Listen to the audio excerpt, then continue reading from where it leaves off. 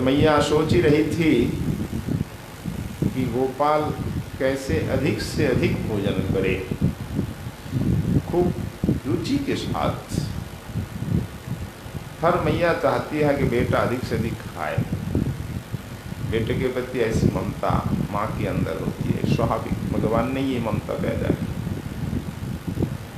मैया जितना ख्याल बेटे के प्रति रखती है ना, दुनिया में कोई नहीं रख भी नहीं सकता। कर सकता कोई? जब भूख लगे मैया तुरंत मत तैयार, चाहे कितना भी काम हो, बेटा भूखा है मांग रहा है तो तुरंत हर काम छोड़कर मैया बेटे को खिलाए। इसलिए माँ की ममता अलग ही है, भगवान की देन है। माँ हर समय ये सोचती है बेटा नहीं खा रहा है, बहुत कम खाता है, इसकी रुचि नहीं है, दुबला हो रहा है, कैसे अधिक से अधिक खाए। देखकर माँ खुशी प्रसन्नता होती है। और इस वात्सल्य रस की मूर्ति तो माँ यशोदा। तो वात्सल्य रस का जो मूल उद्गम स्थल यशोदा जी है, इसलिए इनकी ममता तो अपरंपार है, अपूर्व, अति विलक्षण है। मैया रोहिणी को भेज दिया रसोई में, सखी तुम जाओ रोहिणी, जल्दी जाओ रसोई बनाओ, अब लाला मानो आने वालों। दोनों भैया अब गौशाला से आने वाले हैं, नहाकर तैयार हो जाएंगे तो रही समय में, इसलिए रसोई बहुत जल्दी बनाओ, इन दासियों को ले जाओ। असल सामग्री पहुंच गई है। और ध्यान रखना, जिस व्यंजन पे बलराम और कृष्ण की अधिक रुचि, वैसे ही व्यंजन तैयार करना। कल तो देखा होगा, जिन व्यंजनों के प्रति रुचि जो खाया, वैसे ही व्यंजन आज बनाओ। बहुत सुंदर सुंदर रूप से स्वादिष्ट और सुदृश्य भी हो, देखने में सुंदर हो और स्वाद भी हो, दोनों बात होनी चाहिए। तो जल्दी जल्दी तैयार करो, फिर भी माँ को चैन नहीं। रोहिणी बना तो रही है, दासिया बना रही है, पर ऐसा उपाय करना पड़ेगा जिससे कान्हा खूब रुचि के साथ खाए।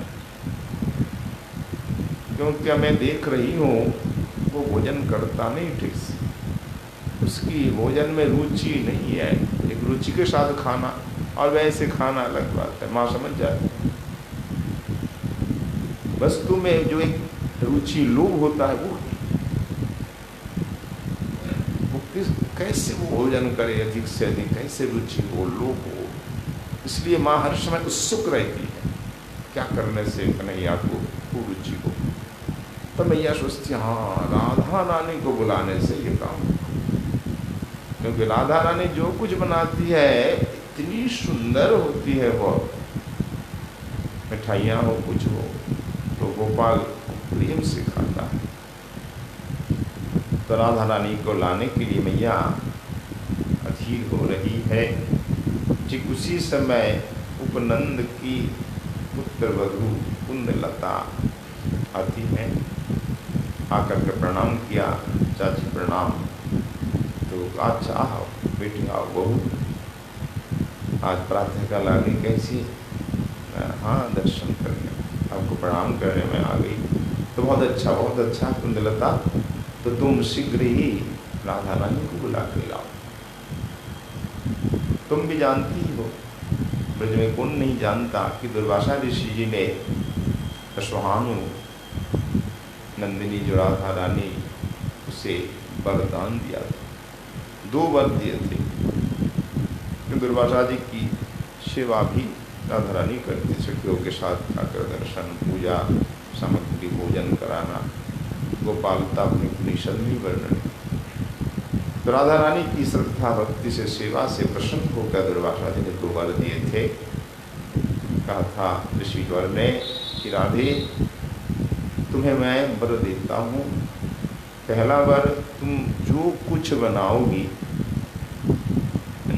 व्यंजन, मिठाइयाँ जो कुछ बनाओगी, अमृत से भी वह मधुर होगा, स्वादिष्ट होगा, पहला। और दूसरा वर, जो उसे खाएगा वह चिड़चिड़ी हो जाए, 2 वर प्राप्त थे। माँ यशोदा ने कहा दुग्धलता ये 2 वर प्राप्त हैं, तो क्या मैं नहीं चाहती कि मेरा लाला चिरजीवी हो? तो राधा रानी के हाथ की रसोई पाने पे हमारो लाला चिरजीवी है जाएगा, कोई रोग बीमारी नहीं होगी। और राधा रानी के व्यंजन अमृतवत, ऐसा स्वादिष्ट कोई नहीं बना सकता। तो लाला खूब पेट भर के खा रहे हो। इसलिए राधा रानी को मैं रोज बुलाती हूँ रसोई के लिए, तो तुम जाओ और राधा रानी को बुला के लाओ। और देखो मेरे बालक, दोनों ही बालक हमारी जो है, इनकी रुचि नहीं है खान भोजन में, कम खाते।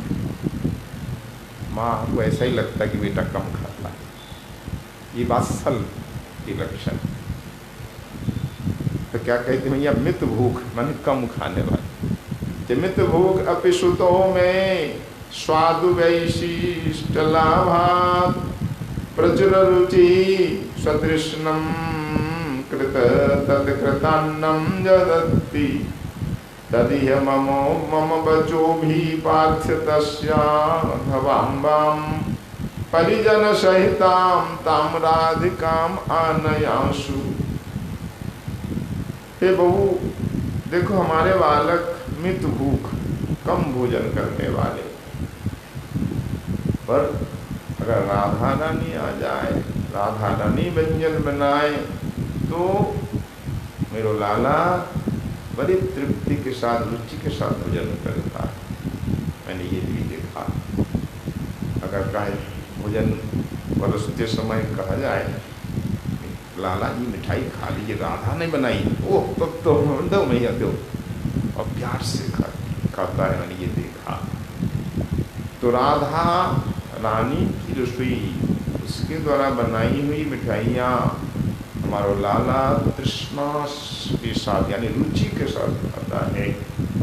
इसलिए तुम मेरे कहे अनुसार चली जाओ, जावट उसकी सास जटिला से प्रार्थना करना। तो बहुत से कहने से लाभ नहीं, घर में जाओ तो जो बड़ी बूढ़ी उन्हीं को कहना पड़ेगा, सास को ही कहना पड़ेगा। तो जटिला से मेरी प्रार्थना कहना, और जटिला अवश्य मान जाएगी। इसके लिए पहले वो उन्हीं का तैयार है ही, पूर्णमासी जी ने आदेश दे दिया था जटिला को, अगर तुम बेटा की आयु वृद्धि चाहती हो, धन वैभव गोधन की वृद्धि चाहती हो, और प्रजा वृद्धि चाहती, प्रजा नहीं कोई संतान तो नहीं, अगर चाहती हो तो यशोदा जो कहे मानना। इसलिए यशोदा जी की बात तो कभी टालती नहीं। तो सास से जटिला से कहना, और राधा रानी को परिजन सहित, यानी कि अकेली नहीं, परिजन यानी सखियों के साथ ले आना। परिजन में कौन है? ललिता विशाखा आदि हैं, सखियाँ दासियाँ रूप मंजरी आदि हैं, इनको भी लाना, सबको ले आना। और मैया यशोदा चाहती है सब आए, सबको मैं थोड़ा भोजन दूँ, खिलाऊँ और सबको लाल प्यार करूँ। ये माँ के मन में ये भावना रहती है, बेटा बेटी मेरे यहाँ आए, 2-4 दिन रहे, खाए, खिलाने की भावना और स्नेह प्यार देना। तो मैया खूब प्यार देती। यशोदा जी आती है, प्रणाम करते हैं, राधा रानी आती हैं, यशोदा जी जैसे प्रणाम करती हैं तो उठाकर छाती से लगाती है, अश्रु बिंदु मस्तक पे गिरते हैं, इतना आशीर्वाद देती है यशोदा। ऐसे हर सखी को, मंजरी को, सबको बेटी करके संबोधन करती है। तो मैया चाहती कि रोज ये सब आए और सबको मैं को आशीर्वाद खूब स्नेह दो, तो सबको बुलाना।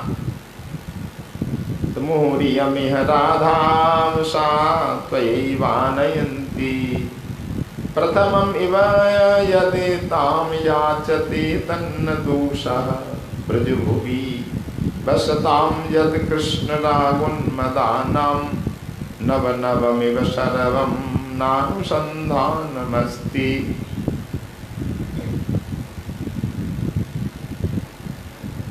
यहाँ कविराज गोस्वामी जी महाराज बोल रहे हैं, क्या जशोदा जी कुंदलता के द्वारा आज पहली बार राधा रानी का आह्वान कर रही है? अरे नहीं, हर रोज कुंदलता ही चाहती है, बुलाकर लाती है। तो पर आज तो वर्णन से लगता कि पहली बार जा रही हो कुंदलता। बोला हाँ, ऐसा लग रहा है कि राधा रानी हर रोज प्रतिदिन कुंदलता के द्वारा बुलाने पे आती है। कुंदलता रोज जाती है और श्री के लिए राधा रानी को बुलाकर लाती है। फिर भी आज ऐसा लग रहा है कि पहली बार ही राधा रानी आ रही है। ये यशोदा जी की उत्कंठा का ही परिचय। जहाँ उत्कंठा होना, लगता है कि आज पहली बार देख रहा हूँ। अनुराग के ये लक्षण है। जन्म अवधिहाम रूप निहारिनु तबु नयन तिरपित न भेल। विद्यापति जी के अनुसार राधा रानी कहती हैं, जन्म अवधि मैंने प्यारे श्याम सुंदर के दर्शन किए, फिर भी मेरे नेत्र तृप्त नहीं हुए। जब भी दर्शन होते लगता पहली बार देख रही हूँ। निताई गौर हरि, जय जय श्री राम। राधा नयनानंद जी महाराज ऋषि भगवान की धूप आरती की जय। अत्यंत व्याकुलता उत्कंठा के कारण ऐसा लगता है कि आज प्रथम राधा रानी को यशोदा जी बुला रही है। ठीक उसी प्रकार ही कुंदलता से कहती है, जाओ तुम जटिला से मेरी बात कहना और मेरी प्रार्थना अवश्य ही मानेगी, स्वीकार करेगी और राधा रानी को भेजेगी। अगर कुंदलता कहे कि इस प्रकार प्रार्थना उचित है क्या, दूसरे की बहू को रोज दृष्टि के लिए बुलाना, ये तो कोई अच्छी बात नहीं है। समाज में भी अच्छा नहीं माना जाएगा। दूसरे की बहू को रोज रोज घर पे बुला लाना दृष्टि के लिए। तो कविराज गोस्वामी जी कहते हैं, ये कोई दोष नहीं है, यहाँ दोष की बात नहीं है। क्योंकि श्री कृष्ण अनुराग में उन्मत्त रहती है यशोदा जी। यशोदा ही क्यों, समस्त ब्रजवासी श्री कृष्ण प्रेम स्नेह अनुराग में उन्मत्त रहने वाले, जिनके द्वारा अनुष्ठित हर कार्य नूतन लगता है कि मैंने पहले कभी नहीं किया, आज पहली बार कर रहा। रोज यशोदा जी बुलाती है, रोज राधा आती है, पर हर रोज यशोदा जी को लगता है कि मैं पहली बार बुला रही हूँ, पहली बार आ रही हूँ। ये अनुराग का लक्षण, कृष्णानुराग। कृष्ण रावण मदानम नव नवमेव शरणम नानुसंधानम अस्ति। जिनके भीतर कृष्ण अनुराग है, अनुराग में उन्मत्त हो जाते हैं, उनको हर कार्य एकदम नूतन लगता है, नित्य नव नव लगता है। अनुसंधान नहीं रहता कि पहले भी हो चुका, पहले भी होली लीला हुई नहीं, ये पहली बार हो रही, पहली बार फुल बंगला हो रहा है, पहली बार हिंडोल लीला हो रही। हर लीला हर सेवा लगता है पहली बार। ये अनुराग का लक्षण है। आज भी जो रसिक संत जन हैं वृंदावन रोज आते हैं, फिर पहले उनको लगता है पहली बार आया, पहली बार दर्शन करो। ये अनुराग के कारण। एक अनुराग की कथा और देख लेते हैं। उनके अनुराग से ठाकुर देखो शालिग्राम से हो गए राधा रमन। बोलो राधा रमन लाल की जय। ताज षट गोस्वामी में अन्यतम श्रीमद् गोपाल भट्ट